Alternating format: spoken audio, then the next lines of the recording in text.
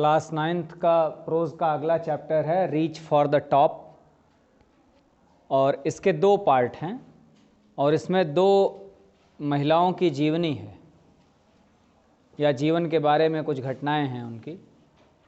ऐसी महिलाएं जिन्होंने अपनी पहचान बनाई पूरे विश्व में। तो जो पहला पार्ट हम लोग आज शुरू करेंगे ये संतोष यादव। अब संतोष नाम तुम लोगों को ऐसा लग रहा है कि ये पुरुष का नाम होगा, लड़के का ना, लेकिन ये संतोष एक महिला है। यादव तुम लोग जानते ही हो, यादव जाति के लोग तुम लोगों के आसपास भी बीच में रहते हैं। भारतीय समाज में अभी भी ऐसा है कि अगर पुत्र पैदा हो, पुत्र का जन्म हो जाए तो बड़े आनंद का विषय होता है। लड़की के जन्म पे उतना आनंदित लोग होते नहीं हैं ज़्यादातर स्थितियों में, यानी बहुत ज़्यादा उनका स्वागत नहीं होता। ढेर सारी बाधाएं भी होती हैं एक लड़की के लिए या महिला के लिए, ढेर सारी बाधाएं होती हैं। जैसे तुम्ही लोगों के घरों में देखोगे तो अगर जो लड़की है बेचारी वो बड़ी हुई तो उसको घर के कामों में भी हाथ बटाना है, मम्मी की रसोई में भी। लड़का फ्री होता है, वो आसानी से स्कूल जा सकता है, बाहर निकलने की भी सुविधाएं। अब तो पूरी स्वतंत्रता है, तुम लोगों को भी, अब लड़कियों को भी पर्याप्त सुविधाएं मिल रही। पहले ऐसा नहीं था। एक ऐसे ही परिवार में जहां पुरुष और महिला के बीच खूब भेदभाव होता था, ये संतोष यादव का जन्म वहाँ हुआ था। और इन्होंने क्या किया, किस बात से ये जानी गई, ये हम पाठ में देखेंगे। तो पहला हम पार्ट ये संतोष यादव के बारे में इसमें पढ़ेंगे फर्स्ट पार्ट में, और फिर इसी पार्ट का जो दूसरा पार्ट है वो मारिया शारापोवा हैं, ये इनके बारे में दूसरा पार्ट हम लोग आगे पढ़ेंगे। तो अभी संतोष यादव का हम पार्ट ये reach for the top. Reach for the top यानी बिल्कुल चोटी तक पहुंचना, बिल्कुल अंतिम ऊंचाई तक पहुंचना। जैसे पहाड़ की चोटी जब ऐसे होता है पहाड़, तो ये उसका टॉप हो गया, बिल्कुल ऊंचाई। वहाँ जगह बहुत कम होती, किसी क्षेत्र में उस ऊंचाई पर पहुंचना बहुत बड़ी बात है। सामान्य लोग जैसे जैसे नीचे आओगे संख्या बढ़ेगी, जैसे जैसे तुम ऊपर जाओगे संख्या घटती जाती है। क्लास में ही देखोगे एवरेज बच्चे बहुत ज़्यादा होंगे, टॉपर एक होगा, जिले में टॉपर एक, वहाँ बिल्कुल संख्या नहीं बढ़ेगी। पूरे बोर्ड में टॉपर एक, संख्या कम होती जाएगी, तुम किसी भी क्षेत्र में टॉप पे जाओगे। हर एक क्षेत्र में, जीवन में तुमने सैकड़ों अध्यापकों से पढ़ा, लेकिन कभी बात होगी कौन सबसे अच्छा लगा, तो शायद एक आध का नाम आएगा, एक दो, जिन्हें जीवन में भूल ही नहीं सकते, चाह के नहीं भूल सकते। इसी तरह हर एक क्षेत्र में, डॉक्टर में भी, हर एक क्षेत्र में लोग होते हैं जो बहुत अच्छा करते हैं, बहुत एक्सेल करते हैं। तो रीच फॉर द टॉप।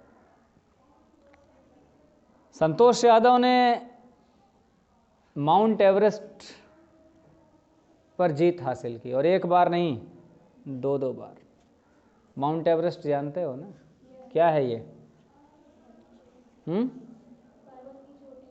हाँ, माउंट एवरेस्ट एक चोटी है हिमालय पर्वत की। इसकी ऊंचाई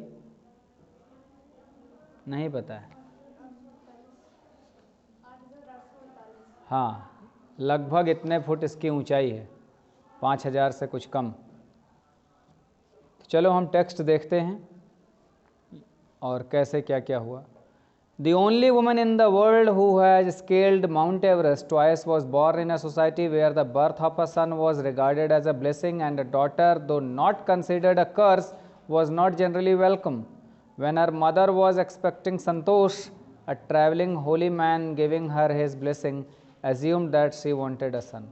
But to everyone's surprise, the unborn child's grandmother, who was standing close by, told him that they did not want a son. The holy man was also surprised.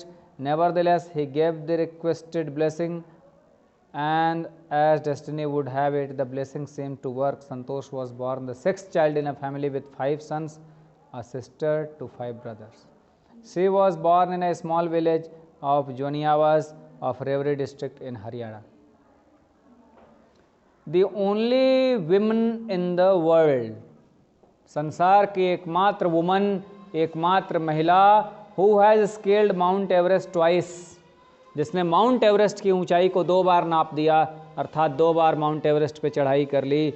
विश्व की एकमात्र महिला ये, जिनका जन्म हुआ था ऐसे सोसाइटी में जहाँ birth of a son was regarded as blessing, जहाँ पुत्र का जन्म हो जाए, लड़के का जन्म हो जाए तो एक ब्लेसिंग, एक वरदान माना जाता है। एंड अ डॉटर दो नॉट कंसिडर्ड एज अ कर्स, हालांकि लड़की का जन्म होना अभिशाप तो नहीं माना जाता, बट नॉट जनरली वेलकम, लेकिन बहुत ज़्यादा आनंद का विषय नहीं होता, समाज ऐसा है।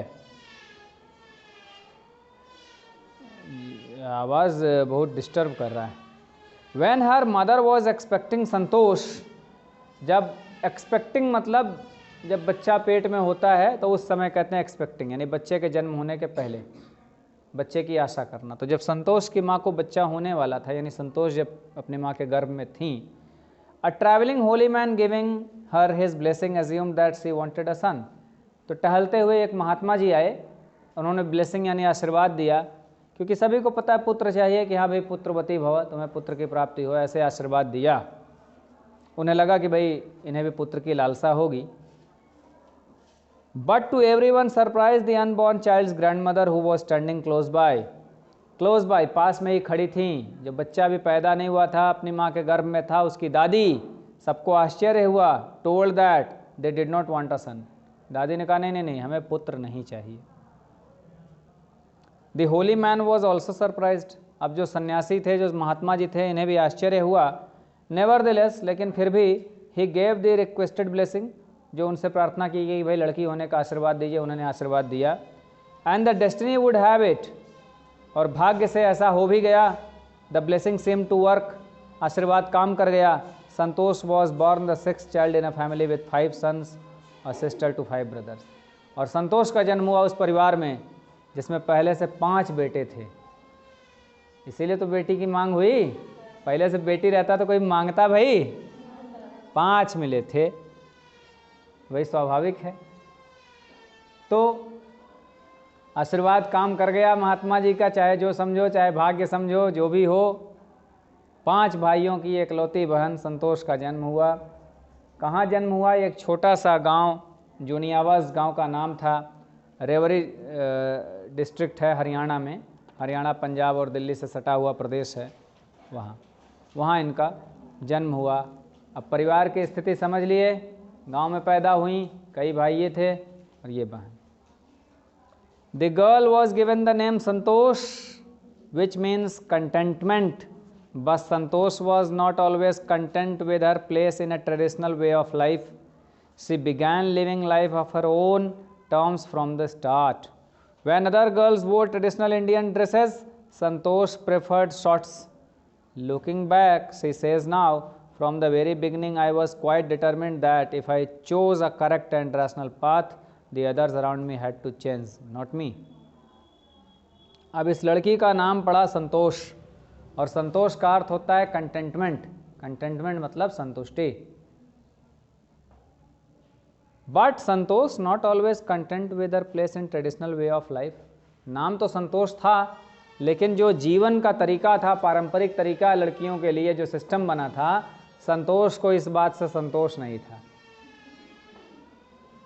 ठीक है भाई, कई बार नाम से उल्टा भी मामला हो जाता है ना, देखते हो कई बार नाम गरीबदास है और वो सेठ हैं, नाम हो जाता है।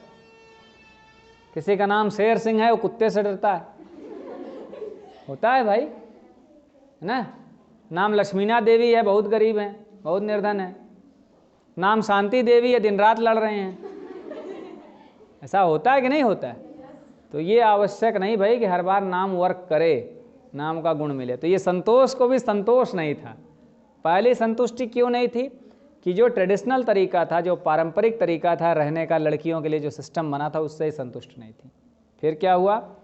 सी began living life of her own terms from the start. प्रारंभ से ही अपने अनुसार जीवन जीना शुरू किया, यानी समाज में जिस तरह का नियम बना था उस हिसाब से नहीं। क्या किया इन्होंने? वेयर अदर गर्ल्स वोर ट्रेडिशनल इंडियन ड्रेसेस, सारी लड़कियां जो भारतीय परिधान थे वो कपड़े पहनती थीं, संतोष प्रेफर्ड शॉर्ट्स, तो संतोष शॉर्ट्स पहनती थी। शॉर्ट्स क्या होता है? शॉर्ट्स टाइट मतलब पैंट होता है, हाफ पैंट। अक्सर खिलाड़ी विलाड़ी पहनते हैं, काफ़ी छोटा होता है। खिलाड़ी क्या, ऐसे बड़े लोग भी पहनते हैं अंदर, लेकिन उसको जनरली लोग पहन के खुले में नहीं रहते, थोड़ी लज्जा आती, समाज ऐसा है।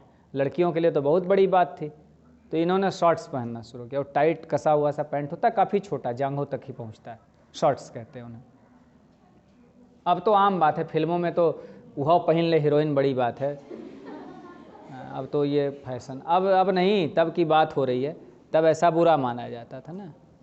अब तो अपनी शादी में जब तक दुल्हन नाच न ले तब तक लगता है कुल बेकार है। अब तो दुल्हन नहीं लजाती, हम ही लोग लजाते हैं उसको देख के।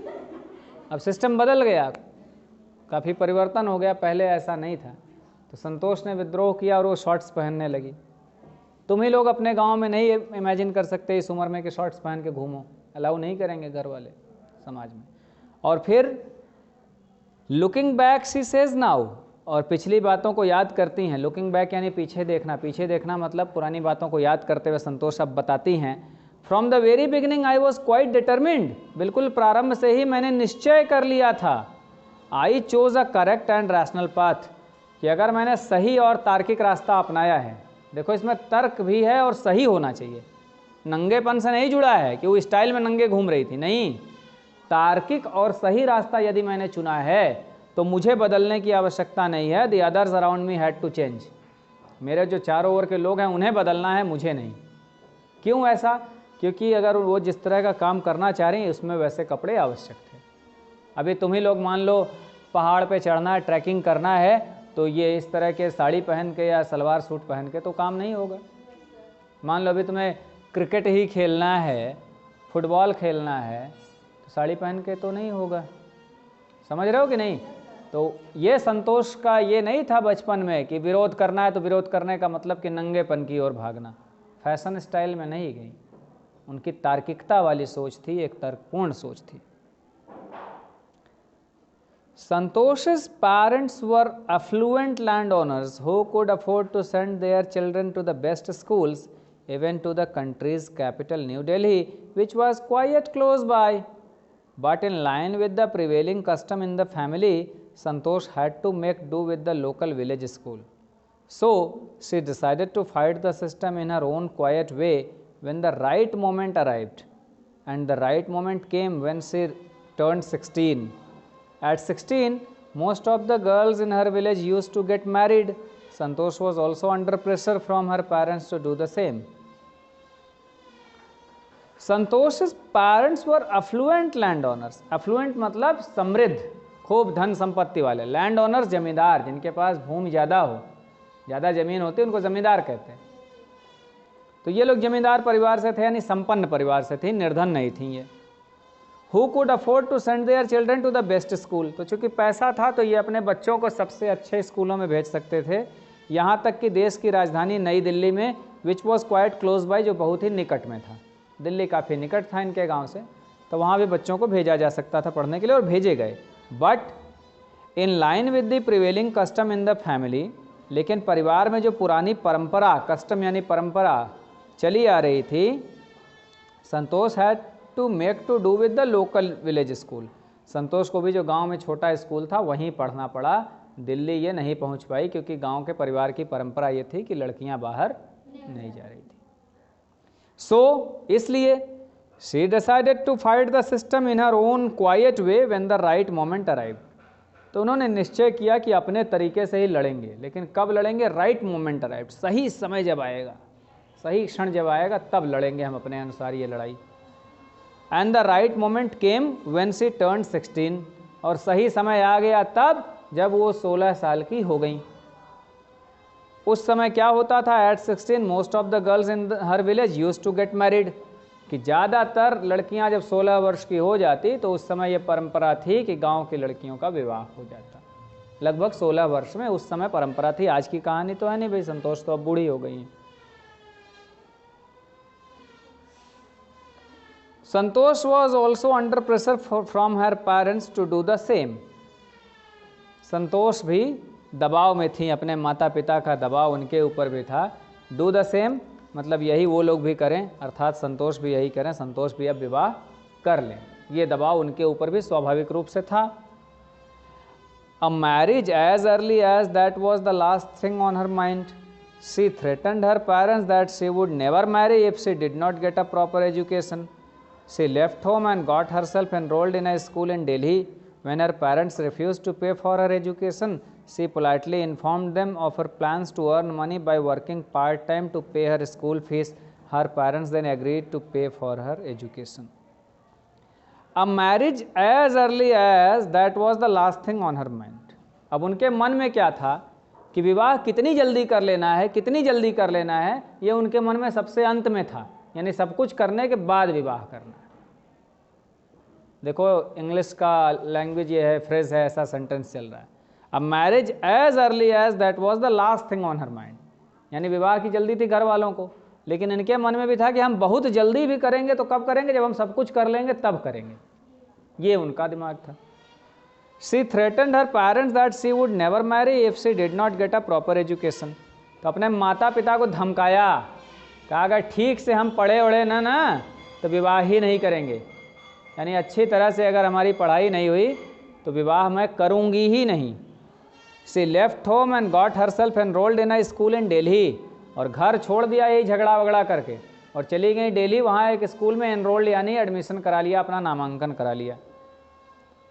When her parents refused to pay for her education, जब उनके माता पिता ने रिफ्यूज़ कर दिया, मना कर दिया कि हम खर्चा नहीं देंगे, तुम्हारी पढ़ाई का हम पैसा वैसा नहीं देंगे, संतोष पोलाइटली इन्फॉर्म्ड देम, बड़ी विनम्रता से उन्हें सूचित किया।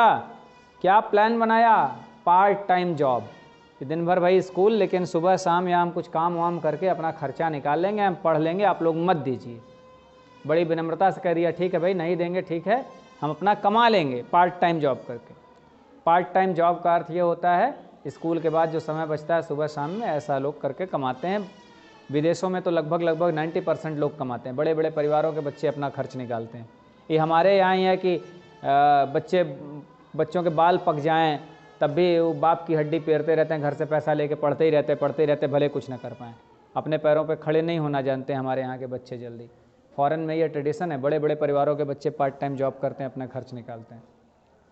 हम लोग खुद क्लास 8th में था तब से अपनी पॉकेट मनी मैंने निकालनी शुरू की, खुद क्लास 8th थे, और +2 के बाद तो पूरी पढ़ाई की जिम्मेदारी अकेले अपने ऊपर ही थी। तो सभी को ऐसा करना चाहिए, अच्छी चीज़ है। तो उन्होंने भी ये कह दिया कि अपनी स्कूल फीस ऐसे निकाल लेंगी। हर पेरेंट्स देन एग्रीड टू पे फॉर हर एजुकेशन, लेकिन जब ये बात उनके माता पिता सुने तो भाई जमींदार थे, बड़े लोग थे, सोचे कि नहीं बड़ा अपमान होगा हमारा या जो भी हो, लड़की है कैसे क्या करेगी, तो मान गए। कहें भाई चलो जब तुम्हें इतनी ज़्यादा तुमने निश्चय कर लिया है, इतना तुम्हारा निश्चय पक्का है, तो हम लोग तुम्हारी स्कूल का खर्चा देंगे। वो लोग बाद में मान गए। ठीक है।